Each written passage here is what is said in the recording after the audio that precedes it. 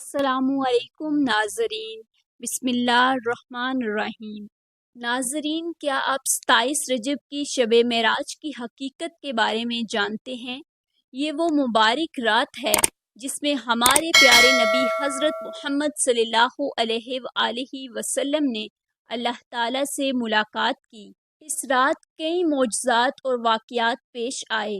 ہم آپ کو ان تمام واقعات کے پیچھے چھپے رازوں کے بارے میں بتائیں گے، لہٰذا آپ سے گزارش ہے کہ اس ویڈیو کو آخر تک ضرور دیکھیے۔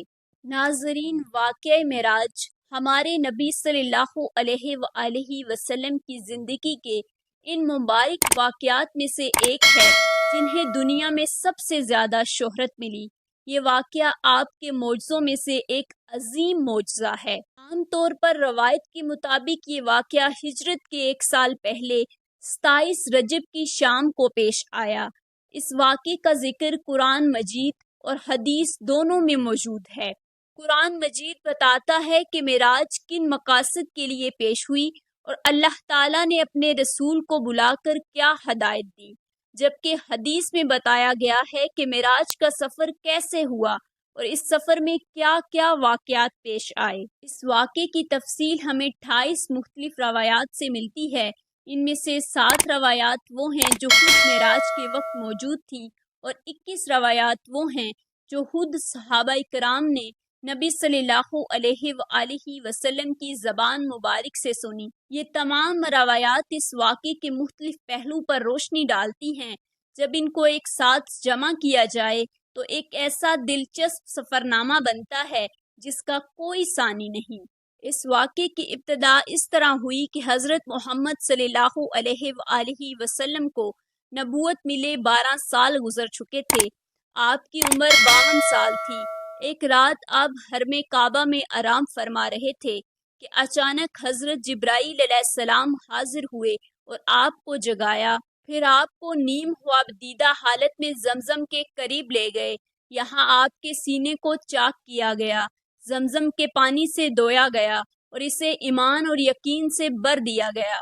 اس کے بعد آپ کے سفر کے لیے ایک سواری پیش کی گئی۔ اس جانور کا رنگ سفید تھا اور اس کا قد خچر سے کچھ چھوٹا تھا۔ یہ اتنی تیز رفتار تھا کہ بجلی کی طرح چلتا تھا، اسی وجہ سے اسے براق کا نام دیا گیا۔ جب آپ سوار ہونے لگے تو یہ جانور چمکنے لگا۔ حضرت جبرائیل علیہ السلام نے اسے تھپکا کر کہا، دیکھ تو کیا کر رہا ہے۔ آج تک حضرت محمد صلی اللہ علیہ وآلہ وسلم سے بڑی شخصیت کا کوئی انسان تیری پیٹھ پر سوار نہیں ہوا ہے۔ پھر آپ صلی اللہ علیہ وآلہ وسلم اس پر سوار ہوئے اور حضرت جبرائیل علیہ السلام آپ کے ساتھ اس مبارک سفر میں شریک ہوئے۔ پہلی منزل مدینہ کی تھی، جہاں آپ صلی اللہ علیہ وآلہ وسلم نے نماز ادا کی۔ حضرت جبرائیل علیہ السلام نے بتایا کہ وہ جگہ ہے جہاں آپ صلی اللہ علیہ وآلہ وسلم ہجرت کر کے آئے تھے۔ دوسری منزل طور سینا کی تھی، جہاں اللہ تعالیٰ نے حضرت موسیٰ علیہ السلام سے بات کی تھی۔ تیسری منزل بیت اللحم کی تھی، جہاں حضرت عیسیٰ علیہ السلام پیدا ہوئے تھے۔ چوتھی منزل بیت المقدس کی تھی، جہاں آپ صلی اللہ علیہ وآلہ وسلم کا سفر اہتمام ہوا۔ اس سفر کے دوران ایک جگہ کسی نے آواز دی، ادھر آؤ۔ آپ صلی اللہ علیہ وآلہ وسلم نے اس کی طرف توجہ نہیں دی۔ حضرت جبرائیل علیہ السلام نے بتایا کہ یہ آواز یہودیوں کی طرف سے تھی۔ دوسری طرف سے آواز آئی، ادھر آؤ۔ آپ صلی اللہ علیہ وآلہ وسلم نے اس طرف بھی دھیان نہیں دیا۔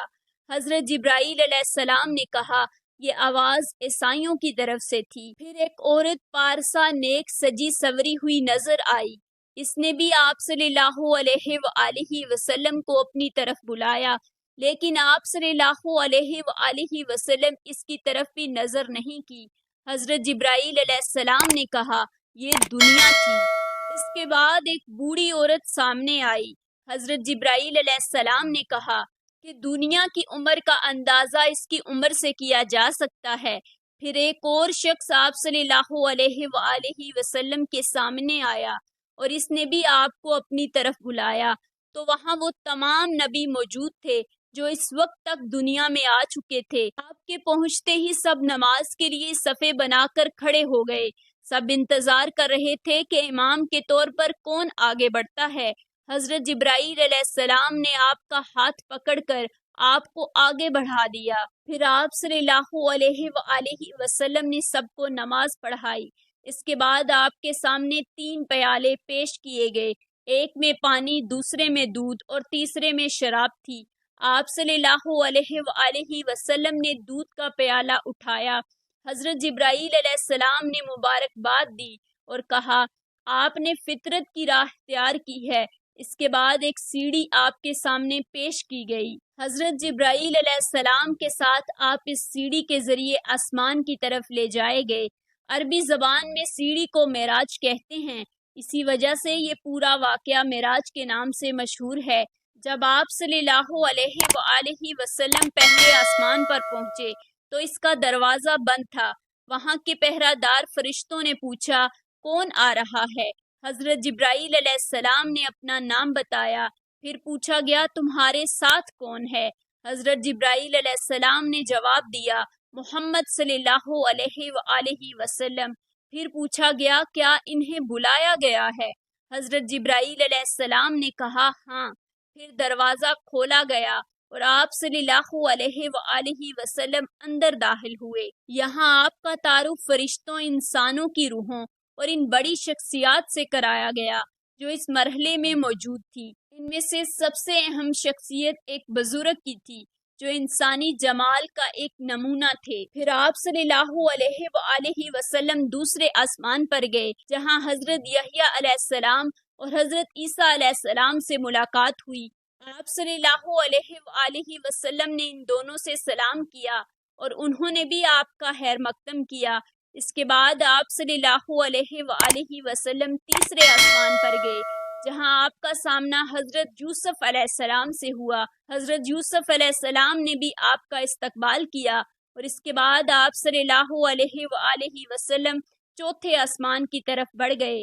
یہاں آپ صلی اللہ علیہ وآلہ وسلم نے حضرت ادریس علیہ السلام سے ملاقات جو ایک بلند مرتبہ پیغمبر تھے۔ اس کے بعد آپ صلی اللہ علیہ وآلہ وسلم پانچویں آسمان پر گئے جہاں آپ کا سامنا حضرت ہارون علیہ السلام سے ہوا۔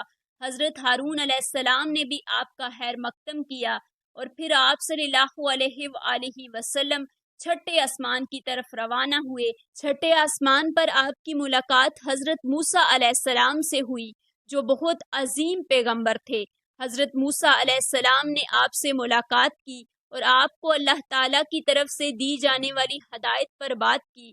پھر آپ صلی اللہ علیہ وآلہ وسلم ساتویں آسمان کی طرف گئے۔ پھر آپ صلی اللہ علیہ وآلہ وسلم ساتویں آسمان کی طرف گئے جہاں آپ کا سامنا حضرت ابراہیم علیہ السلام سے ہوا۔ حضرت ابراہیم علیہ السلام نے آپ کا خیر مقدم کیا اور آپ کو دعا دی اور پھر آپ صلی اللہ علیہ وآلہ وسلم اللہ تعالیٰ کی طرف بڑھ گئے۔ جب آپ اللہ کی بارگاہ میں پہنچے تو اللہ تعالیٰ نے آپ صلی اللہ علیہ وآلہ وسلم کو بلا کر انہیں عظیم ترین ہدایت دی۔ سب سے اہم حکم 5 وقت نماز کا فرض ہونا تھا جو امت مسلمہ پر فرض کر دی گئی۔ اللہ تعالیٰ نے آپ صلی اللہ علیہ وآلہ وسلم کو اس رات کی عبادت کے لیے خاص برکات اور انعامات بھی عطا کیے۔ یہ معراج کا واقعہ آپ کی زندگی کا ایک نہایت اہم اور روحانی سفر تھا جس میں آپ کو اللہ کی قربت اور ہدایت ملی۔ اس رات کے دوران آپ نے نہ صرف اللہ کی طرف سے اپنی اور امت کے لیے اہم رہنمائی حاصل کی بلکہ آپ نے اللہ کی بے شمار نشانیاں بھی دیکھیں۔ اس واقعے کے بعد جب آپ صلی اللہ علیہ وآلہ وسلم واپس آئے تو آپ نے صحابہ کرام کو معراج کی ساری تفصیلات بتائیں۔ اس بات کی اہمیت کو واضح کیا کہ مسلمانوں کے لیے نماز کی فرضیت کتنی اہم ہے۔ اس سفر کا مقصد نہ صرف نبی اکرم صلی اللہ علیہ وآلہ وسلم کی عظمت کو ظاہر کرنا تھا بلکہ یہ مسلمانوں کو ایک یاد دہانی بھی تھی کہ اللہ کے قریب جانے کے لیے عبادت کتنی ضروری ہے۔ معراج کا یہ واقعہ آج بھی مسلمانوں کے لیے ایک روشن مثال ہے